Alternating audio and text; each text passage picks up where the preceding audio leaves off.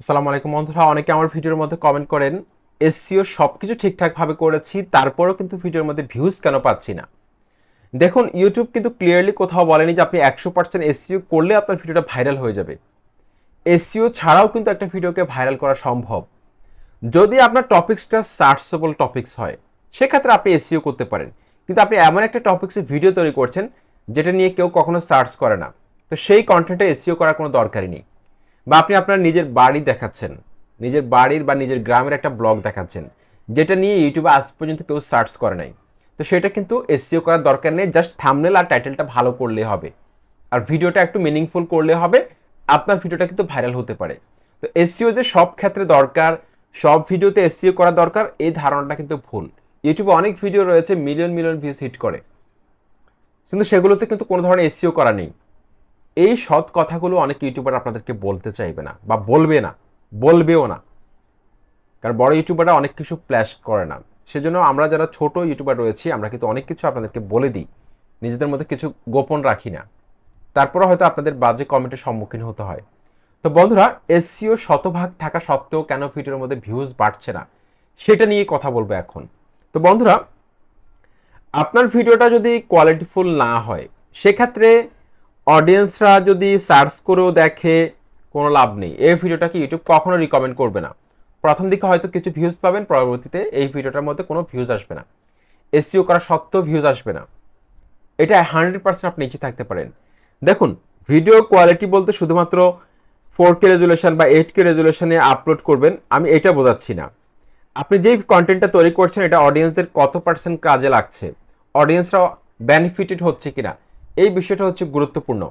যদি অডিয়েন্সরা কিছু খুঁজে পায় আপনার ভিডিওর মধ্যে, তারা যেটা চাচ্ছে, এডুকেশন ভ্যালু হতে পারে, এন্টারটেনমেন্ট ভ্যালু হতে পারে, তাহলে কিন্তু আপনার ভিডিওর মধ্যে তারা ক্লিক করবে।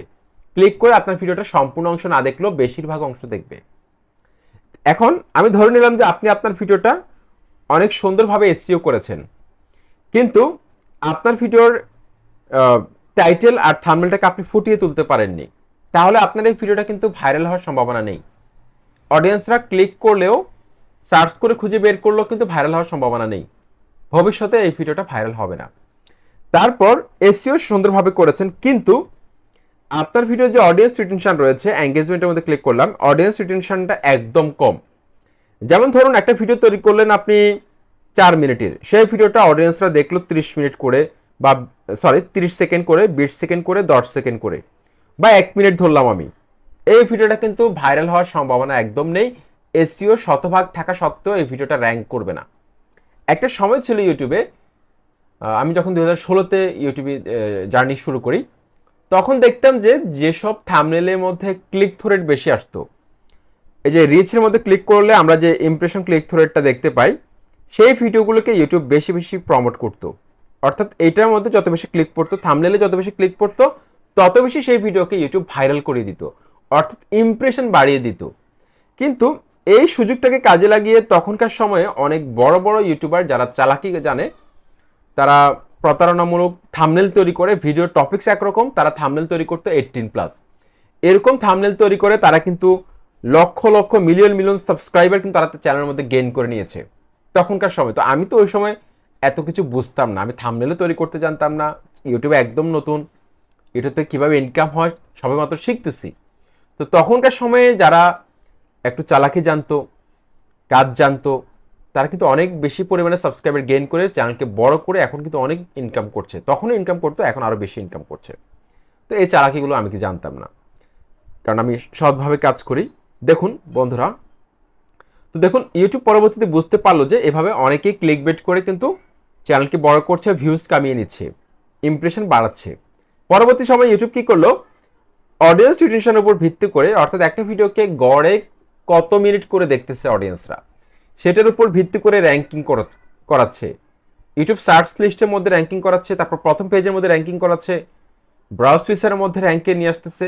বিভিন্নভাবে ইউটিউব সেই ভিডিওটার মধ্যে এখন এক্সপেরিমেন্ট চালাচ্ছে। অনেক সময় দেখবেন আপনারা যখন ব্রাউজ ফিচারের মধ্যে ভিডিও দেখেন, দেখবেন যে ইউটিউব কিন্তু আপনাদেরকে মাঝে মাঝে প্রশ্ন করে যে এই ভিডিওটা ভালো কিনা, ভোট দেওয়ার জন্য বলে, বিভিন্ন অপশন দিয়ে থাকে, আপনাকে বিভিন্ন অপশন দিবে ইউটিউব।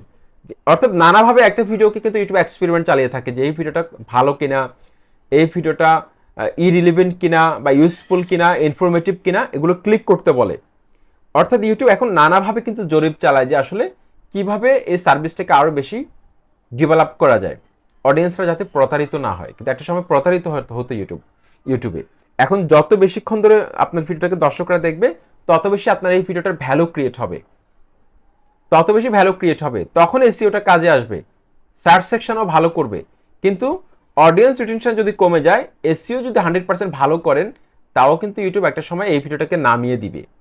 সেজন্য এসইওর পাশাপাশি আপনাদেরকে গুরুত্ব দিতে হবে অডিয়েন্স রিটেনশন, কিভাবে ওয়াচ টাইম বাড়ানো যায়, কিভাবে ভিডিও কোয়ালিটি আরও ভালো করা যায়, কিভাবে ভিডিও শুরুতে হুক লাগানো যায়। হুক হচ্ছে যে কিভাবে দর্শকদেরকে ধরে রাখা যায়, সে একটা কৌশল, সেই কৌশলটা আপনাকে রপ্ত করতে হবে। তো আশা করছি আজকের এই ভিডিওটি আপনাদের কাছে অনেক ভালো লেগেছে। চ্যানেলটিকে সাবস্ক্রাইব করে লাইক কমেন্ট করে সাথে থাকুন। আসসালামু আলাইকুম।